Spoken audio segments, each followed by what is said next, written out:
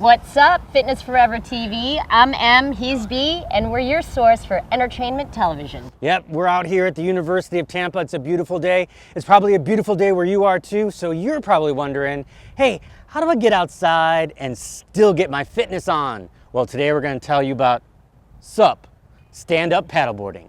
Yes, stand-up paddleboarding is a great way to get outside and connect with nature. And it's also a great total body exercise. You could stand up paddleboard in any body of water, which makes it really accessible for everyone.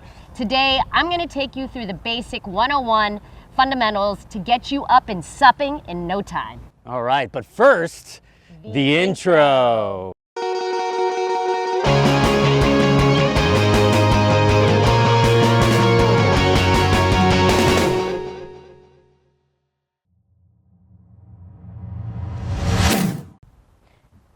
To get up and supping, you'll need the proper equipment to go hit the water.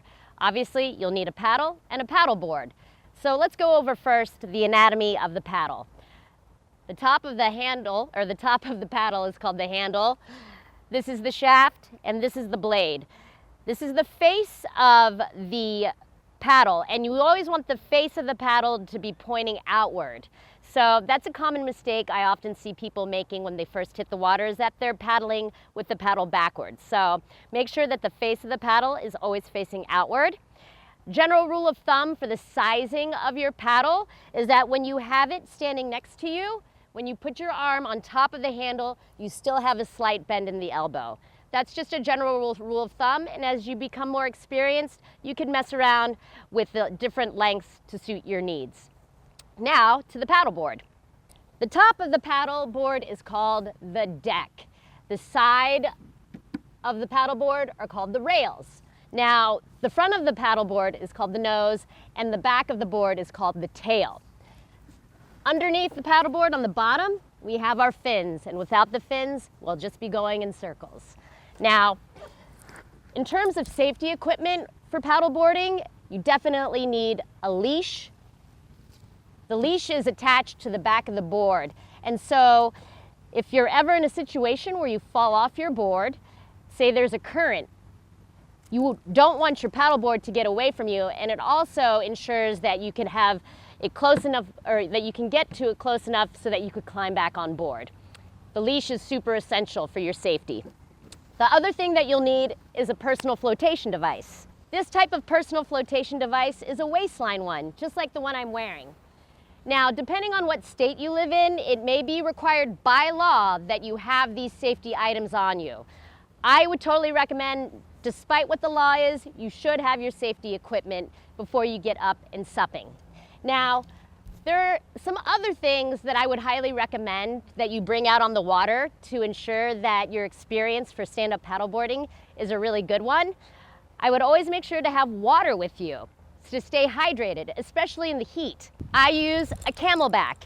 It's also handy because it has pockets, so you could keep your keys in there and other essential items that need to stay nice and dry. I also like to carry my phone out there in the water, so I have a waterproof case.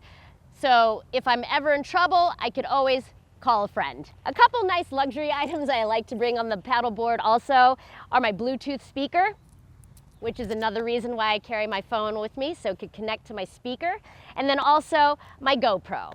So those are a couple extra things that I like to bring with me as well. Depending on where you're paddleboarding, you also might want to wear protective shoes, water shoes. I like Vibrams. So, for example, here in the river, there are a lot of barnacles. So depending on where you drop in, you want to make sure your feet are protected. The Vibrams have a nice hard rubber bottom, and it still gives you the flexibility in the toes to help you keep your balance on the paddleboard. And last but not least, make sure you have sunscreen and protective items for your eyes, such as sunglasses or something like a hat, and I like to use both.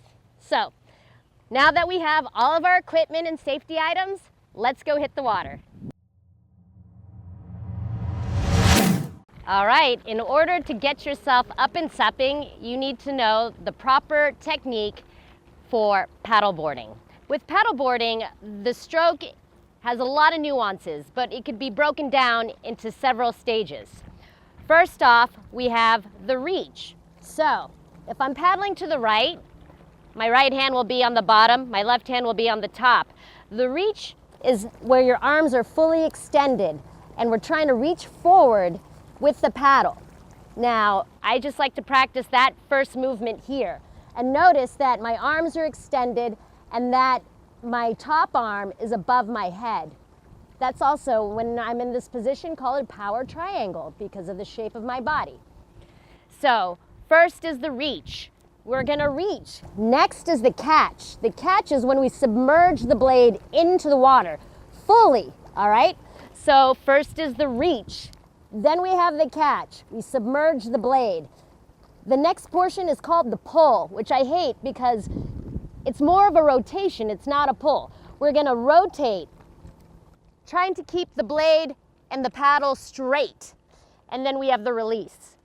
So we have the reach, the catch, the pull, and the release. Now when we switch sides, left hand goes on bottom, right hand goes on top. Just practice those elements one by one.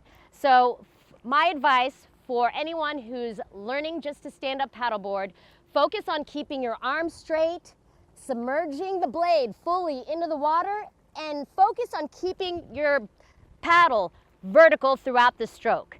Those would be my beginner tips for anyone learning how to stand up paddleboard. All right, now that we've gone over the equipment checklist, the safety checklist, and the basics of the stroke, it's time to get our feet wet and hit the water. Now, my advice when we first hit the water is to start on your knees.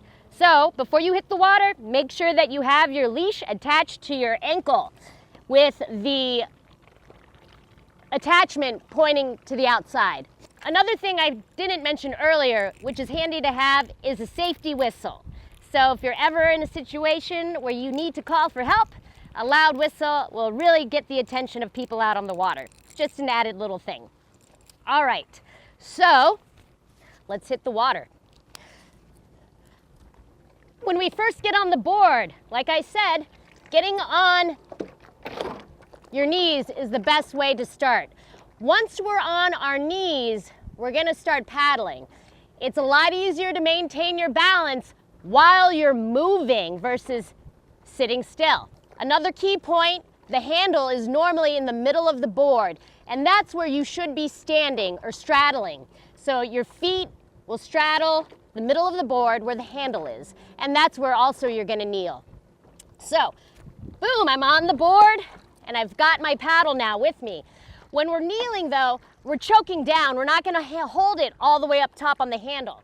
So we're gonna get the momentum going. I'm gonna go one foot, then the other, stand up, and then transition into a full stroke.